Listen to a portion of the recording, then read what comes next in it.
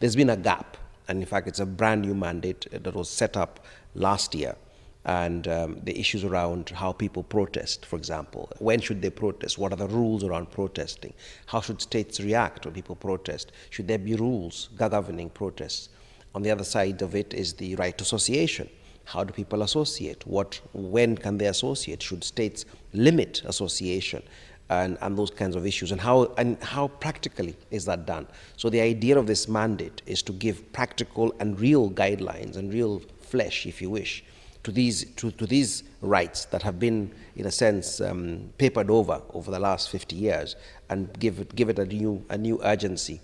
And it comes at a particularly relevant period, actually, because we are now talking, all of us talk about the Arab Spring and what happened in Egypt and Tunisia and Algeria and other countries that are going on, Bahrain and everywhere else. So there's all that going on. But then also there's been lots of history around the protests in Northern Ireland for years and years. The protests that happened around the G7 in Seattle, and how they were dealt with, how the UK does its policing around the protests by students and other people, or how governments in Africa deal with protests when opposition go out in the streets. We have seen the issue in Uganda recently, where the opposition leader is walking to work, and all of a sudden he's not being allowed to walk to work. And so what are the issues that this brings up? Now, the first part of it is that we have to understand is that human beings have the right to peaceful assembly. That's guaranteed under international law and conventions.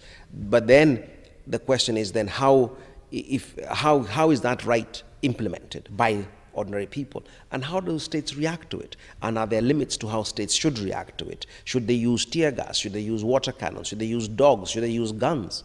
Clearly, shooting into crowds that are peacefully and not armed is clearly illegal. But the Arab Spring is important because it's given the world, in a sense, a new beginning. Again, that you can actually challenge governments without resorting to violence. And I think what the Arab Spring has taught us and should teach us is that there are other ways in which you can challenge government in a peaceful way through protests. And now it's a matter of how you organize those protests, and how it's up to us as the international community to put restrictions and very clear limitations on how states should react to these things. But it's part of the whole process, if you wish, of power